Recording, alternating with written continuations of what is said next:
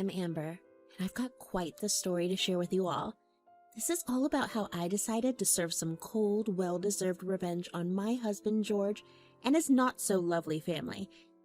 Yep, they treated me like garbage for almost a decade. So George and I met through a mutual friend. He got my number and took me out on a date.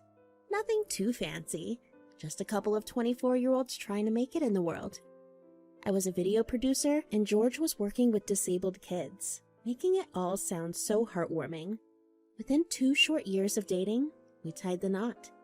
At the time, I was over the moon to have a new family, George's family. But let me tell you, I had no clue what I signed up for. Now, you might think that I was on bad terms with my own parents to willingly embrace this new family, right? Well, you would be spot on. My folks and I never saw eye to eye. But George had a father, Walter, and a mother, Nina, and a sister, Maggie. I always wanted to get married into a big family.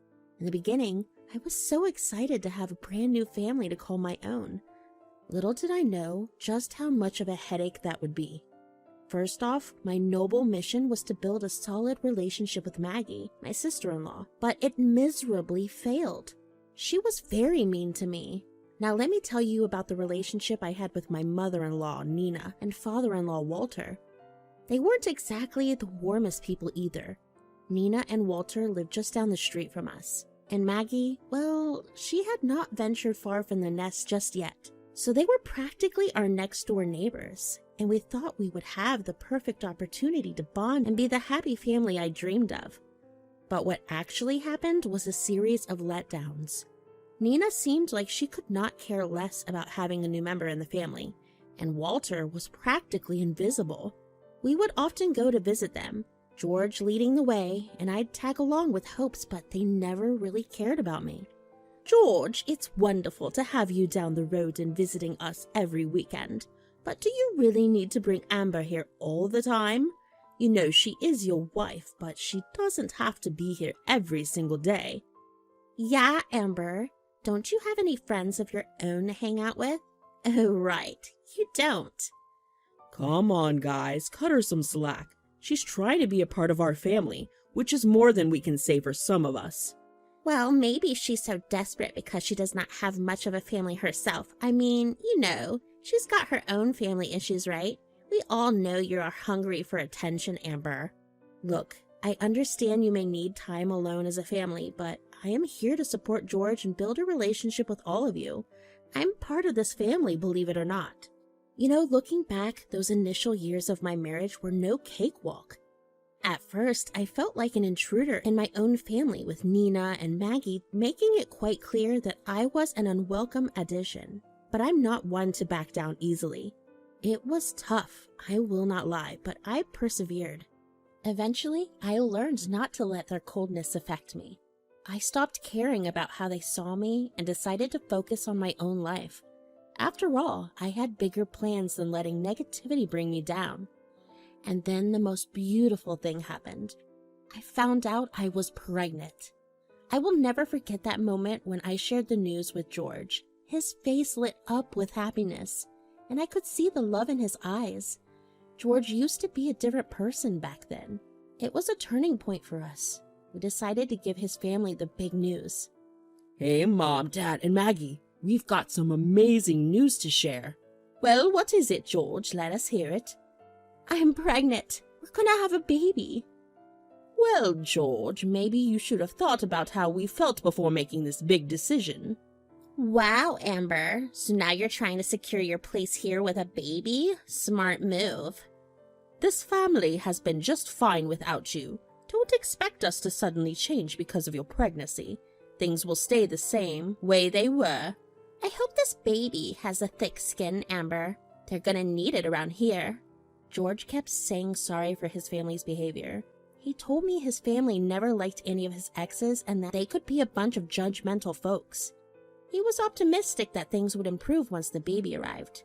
He reassured me that they would eventually accept us and our little one, but it might take a while. I could not help but hold on to George's words. Maybe, just maybe, when the baby arrives, things will change, and they will have to accept me. In one of the checkups, the doctor gave me more wonderful news. I was carrying a set of twin girls. Maggie had found what she thought was the love of her life and was eager to get married. Meanwhile, I was facing complications during my pregnancy, as I was expecting twins. The doctor prescribed some heavy medications that led to peculiar dreams, blurring the lines between reality and illusion. The doctor assured me that it was quite normal for women on these medications to have prolonged dreams, but they left me feeling disoriented. The situation escalated when Maggie's wedding day arrived during my 8th month of pregnancy.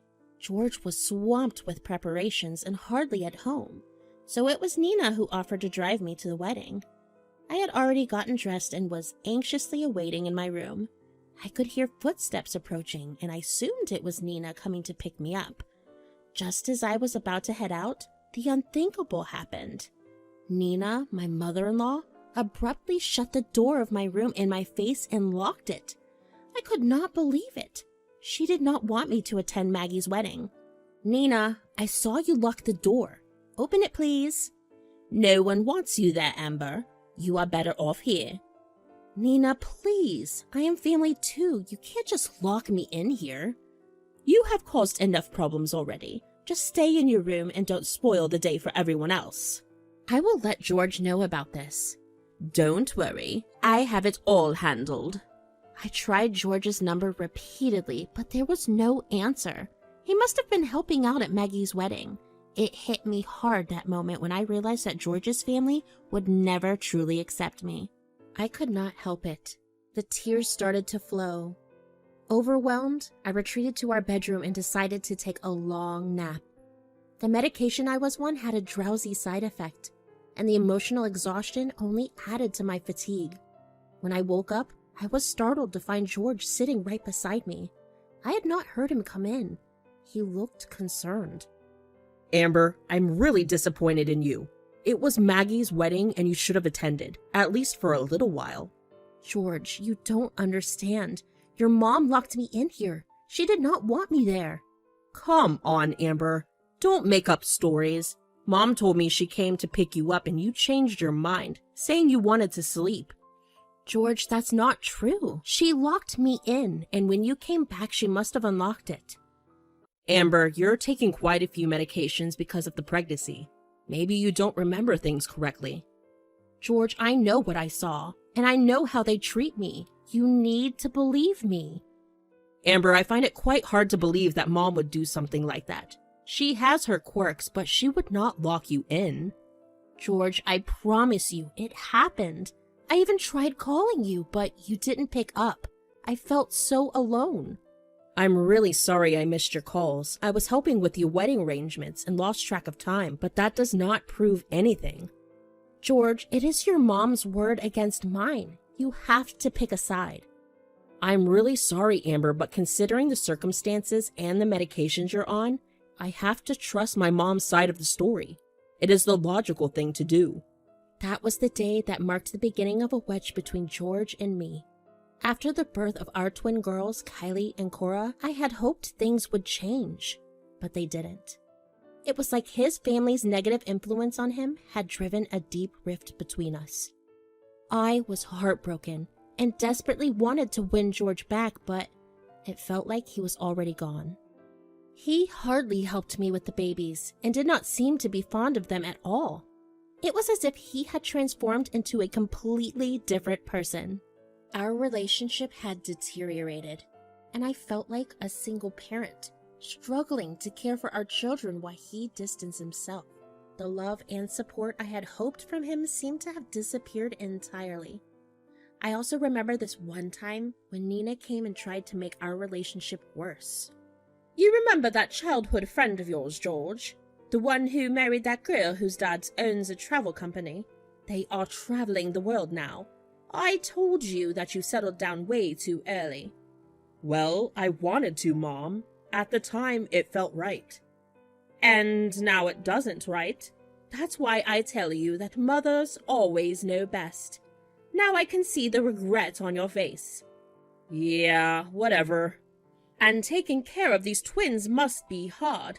2 little ones at this age? Oh my God, George, you also need to save up. 2 little ones at this age? The expenses must be piling up. Amber brought a lot of responsibility with her. Nina, don't put this all on me. We decided to have children together. It's not just my responsibility.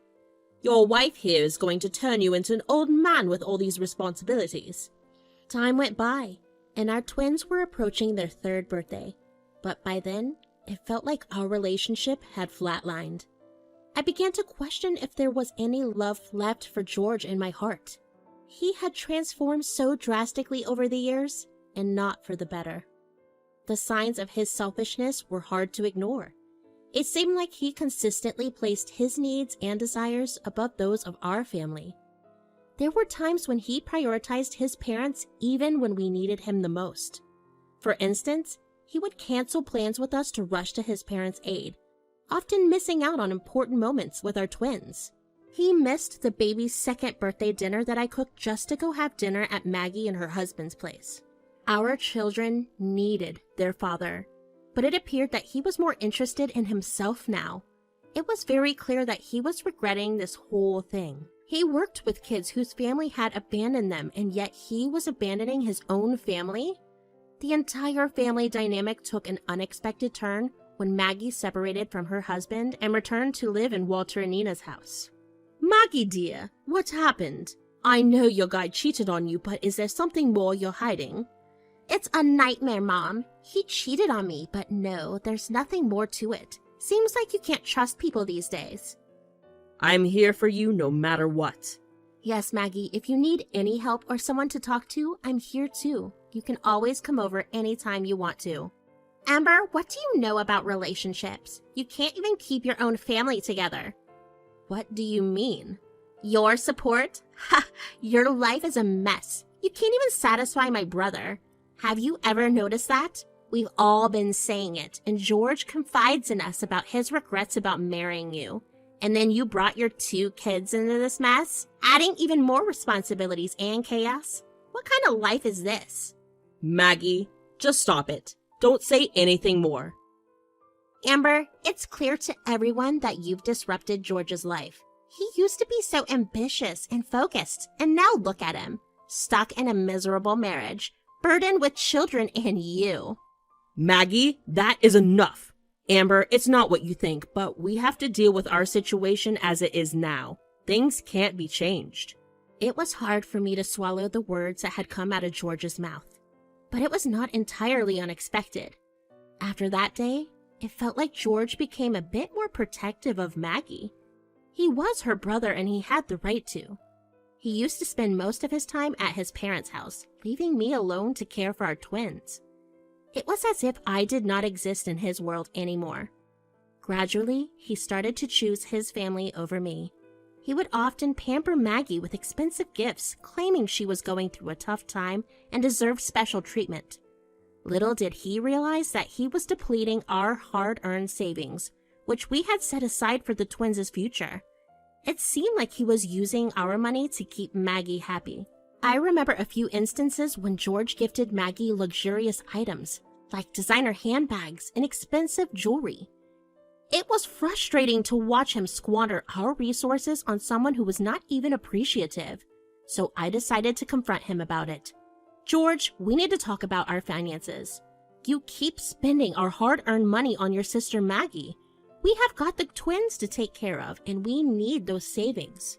Why are you always nagging me about this? Don't tell me what to do with my family. And why do you care about money so much? I care because it's our future, our kids' future. We should be saving for them, not spending it on Maggie's lavish gifts. I get that she's going through a tough time, but we need to think about us too. Us? There is no us anymore. You think you are the money expert? You have never understood my family's bond. I'm willing to try and fix our marriage, George, but you need to see how you have been ever since the twins were born. I'm not ready for this, Amber.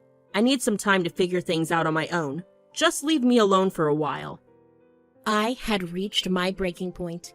It was clear that George was not willing to make any effort to save our marriage. I could not endure the constant arguments and neglect any longer. Divorce was the only way out. At that time, I had no idea how to initiate the process or confront George, but I was determined to go through with it. I could not bear any more heartache or disappointment. Then, one day, I noticed that my credit card had been charged with a substantial amount of money. It was a financial recklessness that I could not ignore because it was my credit card this time, and the amount was huge. I confronted George about it. George, we need to talk about this. I noticed a huge charge on my credit card. Amber, it's for a lavish trip to the Mykonos island in Greece. Just a little family vacation. Maggie has always wanted to go there, and I thought it would be a nice gesture. George, this trip is outrageously expensive. Using my credit card without even discussing it with me first is unacceptable. Well, I wanted Maggie to have a good time, you know. I could not travel like that when I was younger. It's not my fault I did not get to see the world. George, that is not the point. I understand you have your reasons, but our financial situation is tight. I've been handling the expenses for the twins mostly on my own, and that has been hard. Amber, you do not understand. I work hard too, and I deserve a break. I had dreams and ambitions, but life took me in a different direction. I cannot stay cooped up at home forever. The trip is not for you, Kylie and Cora. It's for me and my family. You will stay home and take care of the kids like you always do. You deserve it. By the way, we are leaving in 2 days. In 2 days? That's so soon. And I'm not even invited to the trip you paid for using my credit card? You have crossed a line. Come on, Amber. You do not have the guts to leave me. You know you need me to take care of the babies. You have stayed in this loveless and damaged marriage for almost 4 years. George, that's not true. I deserve respect and consideration. I cannot continue like this. Respect and consideration? You think you're entitled to that? Look around, Amber. What have you accomplished in your life? You are nothing without me. You chose this life, remember? I chose this life because I loved you, George. It's too late, Amber. Now if you will excuse me, I have a trip to prepare for. You can stay here and contemplate your decisions. Fine, George. Enjoy your trip. I will take care of your children and I'll figure out things on my own. As George and his family left for their trip, I kept my emotions hidden. It was clear that I needed to make a change. For too long, I had tolerated disrespect and neglect. No more. I had a plan, and I was ready to put it into action. I waited until the house was empty and the silence was defeating. This was my moment. With my phone in hand, I dialed the credit card company's number. Hi, how can I help you today? Hello? I just noticed in my inbox that I received a message a few days ago about some significant transactions that I did not make. Of course I can help you with that. First, may I have your name and credit card number for verification purposes? It's Amber and the credit card number is... Thank you, Amber. I have found your account now. Could you please specify the nature of the transaction in question? I pretended I had no idea about any details of the transactions. Well, I'm not entirely sure about the details of the transactions. I would appreciate it if you could provide me with more information. Certainly. I see 2 large transactions made recently. One is for airplane tickets and the other is for a resort stay. These payments have been made to specific merchants. Do you recognize these transactions, ma'am? Oh my God. These transactions are related to a vacation my husband mentioned. He told me he paid for it using his money. I had no idea he used the credit card without informing me. I understand, Amber. In this situation, it might be best to consider your options. If you believe these transactions were unauthorized, you have the right to dispute them. You can also file a police report if necessary. Thank you for your help. Can you please connect me to the police department so I can report this incident and ensure that the matter is resolved properly? Certainly, Amber. I will provide you with the contact information for the police department in your area. Please hold on for a moment while I fetch those details for you. So there I was, having made that call to the police. They assured me that they would reach out to George. Satisfaction washed over me, and I could not wait for him to finally face the consequences of his actions. It was about time things changed for the better. The next day, I received multiple calls from George. What did you do, Amber? I just landed and the police called me, and I'm in trouble now. I could even get into bigger problems because I'm abroad. You ruined everything. You never told me about those transactions, George. I had no idea it was the credit card they used. How could you report me to the authorities? It's my credit card after all. You said that I was nothing without you, yet at the same time you used my credit card for a fancy vacation. You are blowing this way out of proportion, Amber. It was just a vacation with my family. What is the big deal? The big deal, George, is that you lied to me. You betrayed my trust and you used my credit card without telling me. That's a massive breach of our marriage. Not to mention illegal. Oh, come on, Amber. Your family has never treated me well, and now I see that you are no different. This isn't the first time you've put them before our family. You have changed so much, and I can't ignore it any longer. You are overreacting. I have always been there for you and the kids. Well, George, just being on the couch, drinking beers, and watching TV does not count as being there for us. It's too late for excuses. You chose to lie and hide things from me, and it has pushed me over the edge. I have had enough of your secrets and selfishness. I want a divorce. Well, I hope you and your family enjoy your little vacation. George faced legal consequences for those transactions he'd hidden from me. He was put on probation and had to pay a hefty fine, which brought its own set of challenges. It was a tough period for him. For me, well, I was introduced to the world of solo parenting after we got divorced. It was not all rainbows and butterflies, but I was up for the challenge. I mean, single moms are basically superheroes, right? My two little girls, Kylie and Cora, became my driving force. Their laughter and love pushed me to be the best mom I could be. Without the constant judgment and meddling from George and his family, I started to find my groove. My career as a video producer is kind of back on track, and I'm surrounded by new friends who seem to have my back. The toxic vibes that had plagued my life are gone.